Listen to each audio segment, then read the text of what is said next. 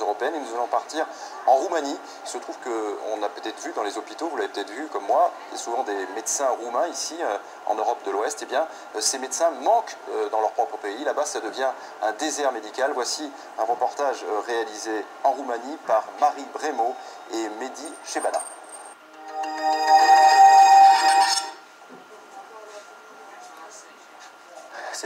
Vous accompagnez monsieur? Il a un problème au poumon. Je veux qu'il aille en pneumologie. Cela fait 13 ans que Cristian Perianu est médecin urgentiste. Il exerce dans le plus important hôpital public de Iași, deuxième ville de Roumanie. L'hôpital Saint-Spiridon tourne tant bien que mal. Il faudrait 25% de médecins en plus pour sortir du sous-effectif chronique. Il y a beaucoup de boulot.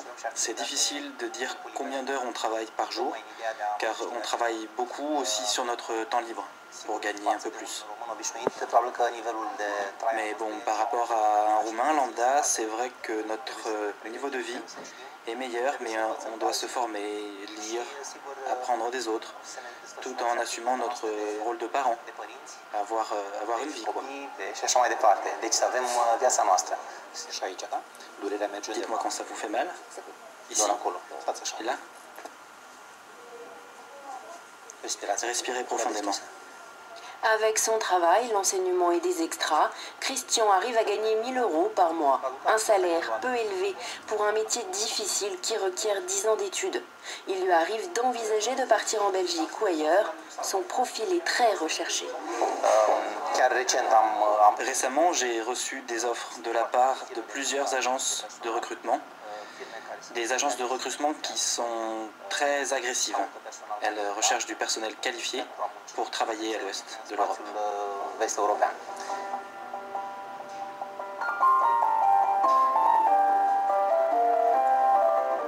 À l'ouest de l'Europe, des déserts médicaux. En Roumanie, le malaise de médecins qui se sentent bien souvent dénigrés et souffrent d'un manque de reconnaissance.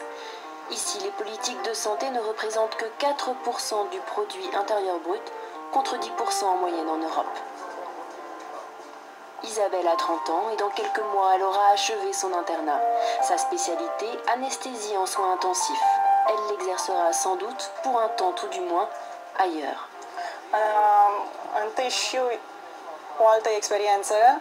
Ce serait l'occasion d'une nouvelle expérience dans un hôpital où il y a une bonne organisation et des moyens conséquents.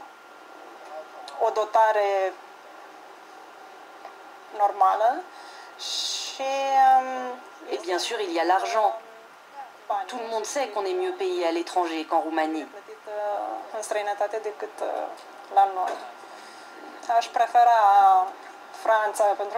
Je choisirais bien la France, car je parle la langue. Et puis, j'ai beaucoup de collègues qui y sont déjà et qui ont des expériences réussies là-bas.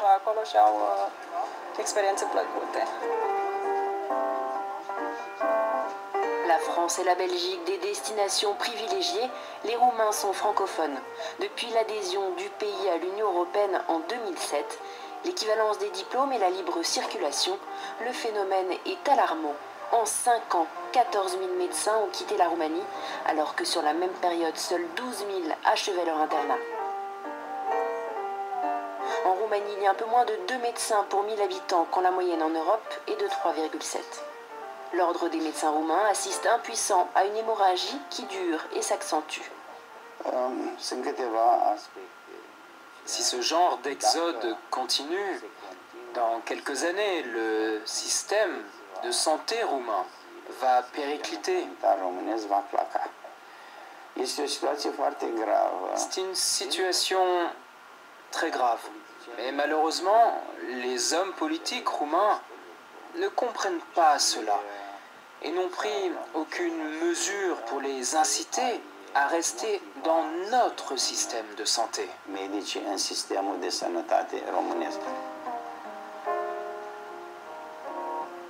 À la faculté de médecine de Iași, l'heure est aux examens pour ces étudiants en première année.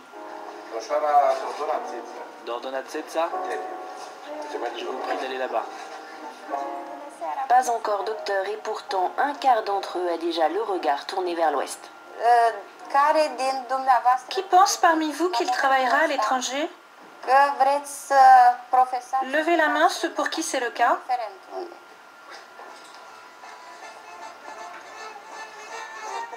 Depuis 2007, cette fuite des médecins aurait déjà coûté à l'État roumain 3 milliards d'euros.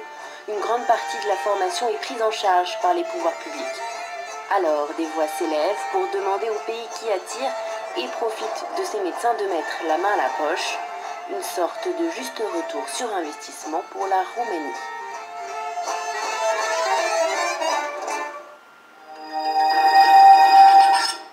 Voilà pour ce reportage en Roumanie, signé Marie Brémaud et Mehdi Chebana. Retour à Bruxelles, nous a rejoint sur ce plateau Philippe Boulan. Bonjour. Bonjour. Alors vous êtes député PPE, vous êtes également médecin et surtout spécialiste des déserts médicaux. Est-ce que vous êtes étonné que ces déserts médicaux soient désormais une problématique en Roumanie?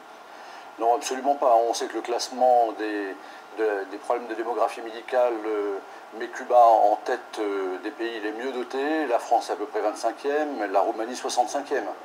Donc, comme il y a beaucoup de médecins roumains, et personnellement, dans mon cabinet, j'ai une femme remplaçante quand je suis au Parlement européen, qui est roumaine, donc je connais bien le problème. Effectivement, nous aggravons ce problème en Roumanie. Alors justement, est-ce que vous comprenez que ces jeunes médecins ou moins jeunes médecins roumains soient attirés par des meilleures conditions de travail et surtout des salaires plus importants? Ah oui, tout à l'heure dans votre reportage, on parlait d'un urgentiste qui gagne 1 000 € par mois, c'est assez exceptionnel en Roumanie. En règle générale, il gagne entre 200 et 400 € par mois.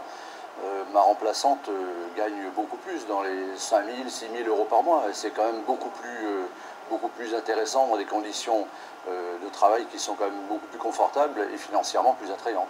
Alors, on se retrouve avec un pays, la Roumanie, qui a un des taux de médecins parmi les plus faibles d'Europe. On se retrouve avec 1,9 médecins pour 1000 habitants. C'est insuffisant? Ah oui, c'est insuffisant. Nous, en France, on estime qu'on est à 2,5 médecins pour 1000 habitants, à peu près. Donc, on estime déjà qu'on est en pénurie de médecins. Alors, vous imaginez, la Roumanie, c'est bien pire. Alors, on a une question pour vous. C'est une question de Vasil Astarastoae. C'est l'équivalent du président de l'Ordre des médecins en Roumanie. On l'écoute tout de suite.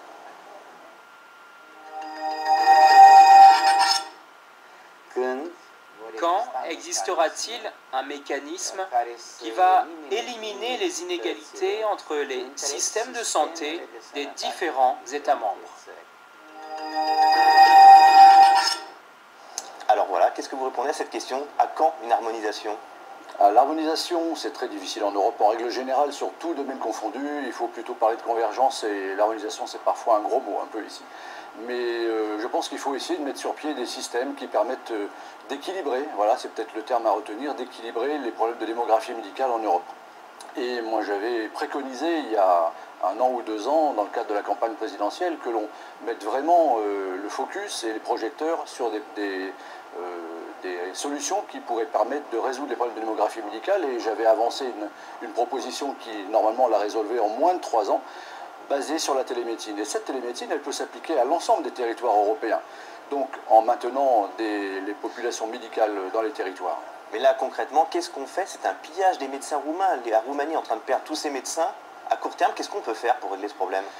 Alors, individuellement, c'est très difficile, parce que quand un médecin roumain, c'est mon vécu en tout cas, vient vous solliciter, veut travailler, parle la langue, est compétent, a le droit légalement de venir s'installer en France, comment refuser? Voilà. Maintenant, la problématique des Roumains, elle est différente. Il faut que l'État roumain assume aussi le bas coût des salaires des médecins roumains. Donc il y a des décisions politiques à prendre en Roumanie et des décisions politiques à prendre en Europe. Alors ils ne viennent pas seulement en France, hein, on l'a entendu, ils viennent également en Belgique, ils viennent également en Angleterre ou en Allemagne. C'est un problème typique de l'Europe de l'Ouest aujourd'hui? Oui, parce que je pense que les rémunérations sont plus attractives en Europe de l'Ouest qu'en Europe de l'Est, évidemment. 3 à 4 fois supérieures, oui. Voilà, donc évidemment, rien que ça, déjà, ça pose le problème. Ensuite, il y a des régions en France où on a 3/4 de médecins étrangers qui ne sont pas que roumains. Nous avons aussi une population de médecins maghrébins qui est assez importante. Donc vraiment, en France, c'est pas du pillage volontaire, mais on ne peut pas ne pas accueillir des médecins qui en plus nous rendent service et rendent service à notre population. Alors en France, il y a un problème de numerus clausus qui a été relevé. Est-ce que c'est pas absurde aujourd'hui d'avoir cette limitation? Est-ce qu'on ne pourrait pas former beaucoup plus de médecins en France? Si, c'est ce qu'on dit depuis des années et des années. Le numerus clausus a augmenté de 10% en quelques années, c'est ridicule au regard des besoins de la population. Donc on aurait dû, il y a longtemps, augmenter encore plus ce numerus clausus. Pour autant, il faut être quand même un peu sélectif. Mais on n'a absolument pas pour le moment d'équivalence. Et tant que toutes les autres solutions proposées par les gouvernements ne permettent pas de pallier ces problèmes de défaut de médecins. Soyons clairs, vous aviez adressé une lettre à l'époque à Nicolas Sarkozy lorsqu'il était président de la République sur le problème des déserts médicaux. Que ce soit des déserts médicaux en France ou en Roumanie, vous êtes pour la liberté d'installation, mais à une condition. Est-ce que vous pouvez nous la rappeler? Il faudra avoir une période un petit peu de transition avant de choisir le lieu où on s'installe. Voilà, moi j'ai vécu ça dans des pays du tiers-monde, des pays émergents où on a ce type de dispositif qui marche très bien.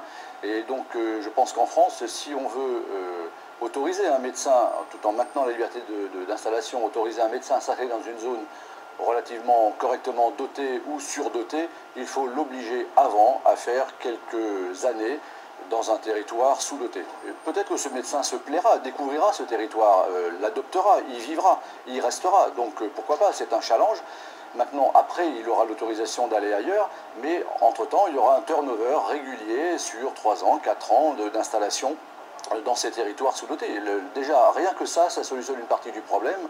L'autre pan de ma proposition était basé sur la télémédecine.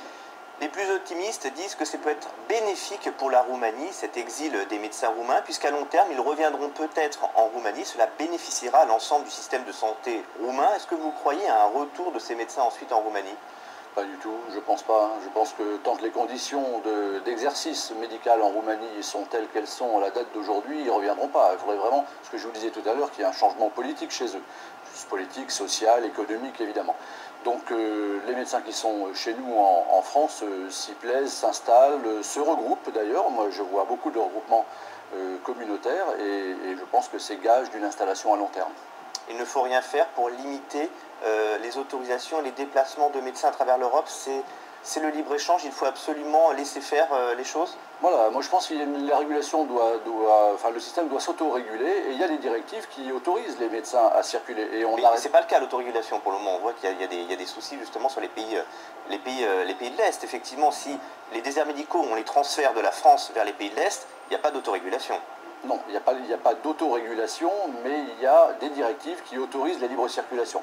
Et ça, on est absolument pour la liberté de circulation dans l'Europe. C'est le principe même de l'Europe, la liberté de circulation des biens, des personnes, des marchandises, de l'argent. Donc on ne va certainement pas lutter contre ça. Et les directives européennes autorisent la reconnaissance de diplômes dans l'Union européenne. Donc on ne va pas remettre ça en cause. Je crois qu'il appartient à la Roumanie de faire les efforts nécessaires pour essayer d'attirer ces médecins et de les faire revenir le plus possible. Et nous, on trouvera d'autres solutions. Eh bien, merci Philippe Boulan d'avoir été avec nous et d'avoir répondu à nos questions. Rendez-vous la semaine prochaine pour un nouvel Europe Hebdo ici à Bruxelles avec Katia Gilder et François Bedonnet. Bonne suite des programmes et à très bientôt sur les chaînes parlementaires.